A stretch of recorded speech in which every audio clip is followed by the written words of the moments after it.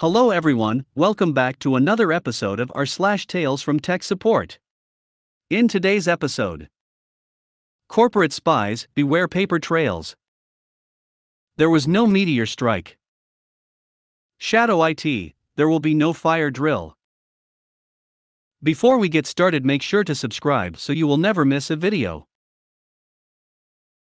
So let's get started. Corporate Spies, Beware Paper Trails. This tale is at least as much about office life at my telco than actual technical work, just a fair warning in case you don't like those. Still, we can say an unsolvable problem was cracked by pure luck here, smiley face. For years, there were rumors upper management believed there was a well-placed corporate spy working against us. Our top competitor always seemed to know about our major offers, promotions, ads and new services well ahead of time, well before most employees knew about them, and always came up with timely counters. They had information that suggested their informant had to be at least mid-management, mainly because of secretive timetables that they believed were getting leaked. Because nobody can keep a secret in this place, soon everybody knew we had a spy problem. But for years this went on as an open secret, and clearly they weren't finding their guy. Corporate Inquisition is known to be aggressive but incompetent. Fast forward a bit, this becomes old news, basically just another ghost story told occasionally round the water cooler to newbies.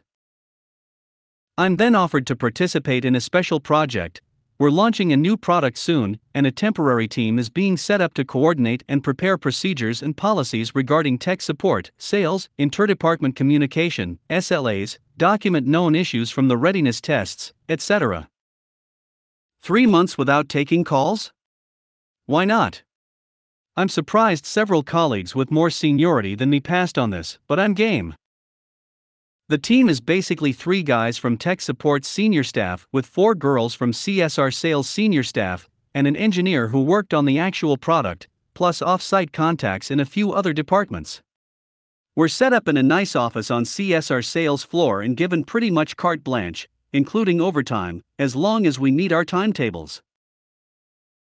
That's the great thing with product launches. Management wanted to go well so badly they do silly things like getting 8 union people in a room without any real management, just periodic check-ins and progress reports, and let them sign off on their own overtime and order dinner on their dime if staying late. Obviously, due to the heavy workload, we soon fell into a pattern of staying way past anyone else on that floor, pretty much the only time in my life I can say I was working 60 hours weeks. Good times. We had lots of fun, especially once we were alone on the floor, although we were also doing the work quite nicely, putting in our 100%, at least 50% of the time, often at 200% pay. After 12 weeks of this, we were all great friends. During this time, one of the things we heard often from sales girls was how they hated their floor director. Their union reps were virtually at war against her because she seriously overstepped in various ways, and was generally rude and very controlling. But getting rid of a bad director is way harder than getting rid of a bad manager, and she had been glued there for years. Heard plenty of horror stories about her. Project nearing its conclusion, and we're finalizing everything, and one of the things to do is prepare some hard copies of our final reports to hand over to 3 directors. It was well past office hours. We might have had a little wine with dinner. Caroline, we should print this on glossy paper, it'd be nice. Tanya, we're supposed to be pretty much paperless, where do you figure we'll find 150 pages of glossy? Bitewave, I don't work here, but on every floor I've been, each director's secretary has a stash of the good stuff. Usually unlocked. I've helped myself before. Caroline, yep, I've seen her with some before. We should snoop. Even if it's locked, they leave the keys laying around. Soon, 4 of us are poking our noses where they don't belong on an empty floor. The director's office and the secretary's were adjacent, separated by an half-wall and sharing a single door, conveniently unlocked. The most promising file cabinet, however, was locked. The girls start checking the secretary's drawers for keys, not finding any. I check the much-loved director's desk. Score. Keys and... what is this? A thick stack of engineering and systems paperwork on the upcoming product launch we're working on. Okay, not sure what a CSR sales director need this for, and why did she bother to underline so much stuff?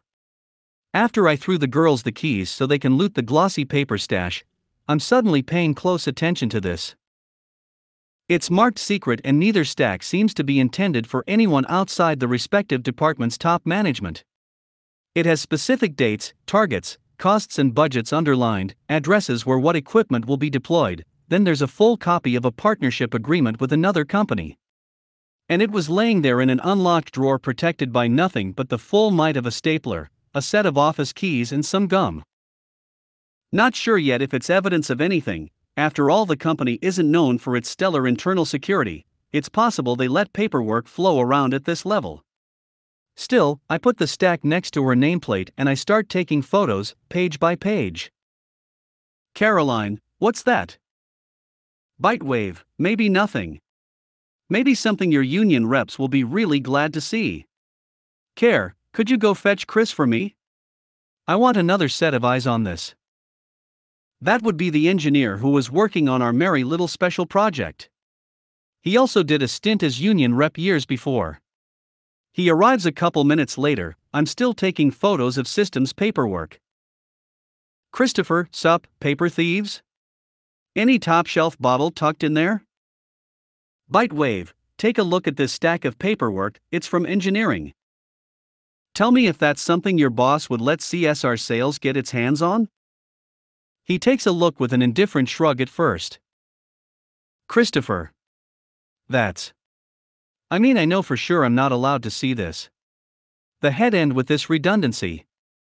It's supposed to be off books, only our insurer and the people maintaining it were supposed to know where it was for security reasons, and only a dozen more that we would have won it all. No, this shouldn't be here, especially not with all the juicy bits underlined. Bitewave, I thought so as well. I'll put these photos on an SD card and tomorrow. Wait, who are you calling? It's nearly 11. Christopher, Union VP. They're 24/7, and we spent 3 months hearing how horrible this director is, if there's any chance she's the fabled corporate spy. No more argument from me. Chris explains the find. He says we were looking for a stapler, which is actually a believable story. They're also pretty rare since we went green, though the printers can staple just fine. VP doesn't seem to be asking questions about the how anyway, just seems very interested. Then we just take our ill-gotten glossy paper and put everything back the way it was. The next day, the union VP picks up the SD card personally outside and says nobody in the union will say how it was obtained. When any manager is fired, there's always still a token intranet note with a polite line wishing them luck in their future projects, or some other platitude like everybody's happy. This is the only time it was ever forgotten. A week or two later, there's instead a glowing nomination describing the long pedigree of the new young and dynamic interim director for CSR sales, exactly like if the position had been long vacant or freshly created. Not a word about the fate the previous holder. Her name doesn't appear anymore in in-house mail. Usually it takes 6 months for them to clear the inbox of departed employees. Profile also gone from our management team BIOS page. Her personal executive account in the billing system is gone, not downgraded to regular. She's not subscribed to our products anymore, and instead of a deactivated profile, it's just deleted, like there had never been a customer at her address. Soon after, there were rumors legal were suing her, with few details. Sales union personnel were very happy, and I hear that even low-level managers were suddenly openly glad to see her gone. Only one problem: this changed very little for the company's security.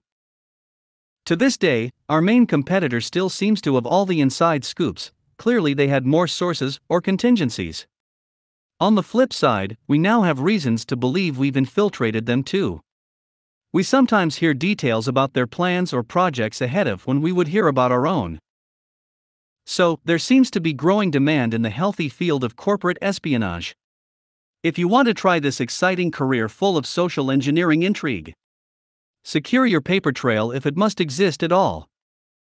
All of Bitewave's tales on TFTS. There was no Meteor Strike. One of the most ridiculous calls I ever got working as senior staff at my telco. False impact event report. ByteWave, senior line, ByteWave. You may send me your ticket. Oblivious subcontractor, yeah, my customer just lost service. Give me a minute, pretty sure I got this. There. I think you should have it. Ticket reads, customer offline due to meteorite. ByteWave. There's just been a meteor strike? Do we have an exact location? We need to determine impact on the network first. Did you test the node? No. I dunno. Of course you dunno. Checking node. Checking news as I run the test, nothing unusual. ByteWave. Okay. Your customer is the only one offline in the area, as you should have noticed. The meteor happened to strike his living room or what? I guess? He said it fell from the sky and now there's no TV and internet. I'm not believing it obviously, but gotta check the. Oh come on. ByteWave, when the customer contacted you, did you not get the automatic pop-up with his call history and highlights of previous calls? Yeah. ByteWave, how did you miss the fact that the last call was about UFOs and packet loss? No, I read it. But it's closed so. ByteWave, how about the fact his modem is offline but the battery is still working? We're still getting readings from it. It's just unplugged. ByteWave, there's notification in bold in the comments that the customer has called us several times to report implausible problems that did not pan out. Let's assume a meteor hits an apartment building in a big city and somehow just one customer loses service. Wait, no, let's not even. That will never happen. And if it did, how do you think you'd learn about it? From a customer with multiple documented frivolous calls? Okay. But I guess I don't have to schedule a service call? ByteWave, obviously not. I'm flagging this account for review. He'll be contacted within 24 hours by someone who will politely offer him a choice between terminating service or keeping it while blacklisting his phone number from technical support. Can you explain to him gently that he will be contacted within a day regarding this issue? I'm not sure, he seems pretty upset. ByteWave, okay then. Tell him we'll call him back within 15 minutes, I'll hand the call over immediately to an agent with more impact event expertise. Great, thank you. ByteWave. Thank you for choosing Senior Line. All of ByteWave's tales on TFTS. Shadow IT, there will be no fire drill. Another day, another ton of emails I shouldn't be getting. I'm CC'd on way too much stuff at my telco, although that's sometimes useful. That day, one thing I accidentally got was an email from building security saying there would be a fire drill between 10:30 and 11:30. No problem so far, we have them bi-yearly, always nice to grab some coffee, while everyone's pretending there's a fake fire. Looking forward to it. 1010 is systems/networks tool I shouldn't have access to, previously featured when it allowed us to guess the reason power backup failed to kick in during an outage, gives me a series of alerts. It's designed to monitor the status of critical equipment, from cell tower antennas to power backups. The alerts I just got show 9 antennas just went down downtown, in a major city, killing cell service in a broad, dense area.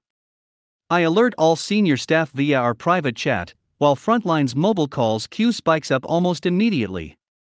Wireless is down in a major part of a big city's core. Our job is just to accurately document it so that network techs can fix it ASAP, but that takes a little time. Still, so many antennas down at once out of the blue is pretty crazy. By 10:20, my boss gets a call from internal security. They handle all contacts with law enforcement and I'm hearing most of the discussion as our desks are adjacent. IS has someone from CSEC on the phone. This many towers down at once seems to have raised flags. For clarity, IS is not to be confused with building security. Now's not the time for all staff in our biggest call center to walk out, yet as soon as that bell rings it's all over. There's no way to tell people not to walk out once it's ringing, even suggesting that would be a violation of everything from the work contract to the Canadian Labor Code. So let's see if I can cancel a fire drill within 10 minutes.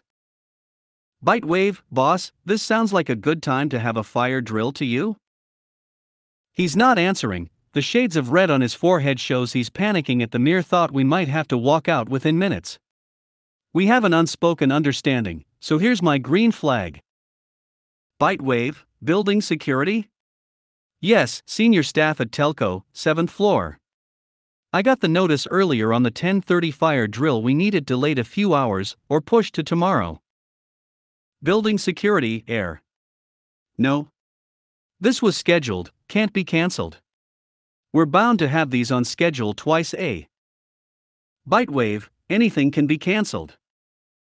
To the best of my knowledge so far, should you proceed with the drill, it could endanger communication security. Do you need to listen to evidence? Bitewave, I'm patching you into the call recording software. This call occurred less than 5 minutes ago. Call recording exists only to monitor call quality, but on my watch, we will use recordings whenever convenient for pretty much anything, and I'm not even sorry. Not supposed to have access to calls between IS and my boss, but this is shadow IT, not official procedure. Instead of using my own login to determine which calls I get to listen to, I'm using my boss' unlimited access to the monitoring system. Didn't ask him first, nor did I need to. We agreed to roll with what we have when we really need to. Within a minute, building security is listening to a call where internal security says CSEC is demanding answers and swift action on a major outage that they fear may be caused by external action. Obviously, their chief concern is to ensure this isn't more than just a technical problem. Mine is to restore service. I love long union breaks, but no senior staff wants to walk out when we can do something in a real bind. Building security. Air, sorry for insisting, job and all. We're delaying the fire drill by 24 hours. Notification to all personnel to follow within minutes. Anything else? There was of course nothing else, and then we all resumed working on the actual problem. This wasn't a terror attack or anything of the like, nothing national security should lose sleep over. It was a great example of why every network should plan for cascading failures. The amount of technical details I can provide is limited, as this was partially publicized at the time and I can't ID the company. Our own network equipment had failed badly enough to cause a cascade failure, and it was no one's fault but our own. I can suggest this: always invest seriously in your network's maintenance. Bitewave, thanks, we're taking it from here. This should be solved in short order. And it was. The fire drill didn't happen. We had the time to draw up the tickets. Networks would need to ID the problem as swiftly as possible and dispatch techs, and within a few hours, everything was coming back up. The day finished quietly. The next morning, I took my break a little early, bit after 10:10. After all, I knew that by the time I was supposed to get back inside, alarm bells would be ringing. And they were. It was a great fire drill, lots of fun, almost 2 hours long. But most importantly, it happened on a morning when nothing of note was going on the way it should be. If I hadn't been accidentally CC'd on that notice, I'm not so sure what would have happened that day. Could have gotten much messier. All of Bitewave's tales on TFTS.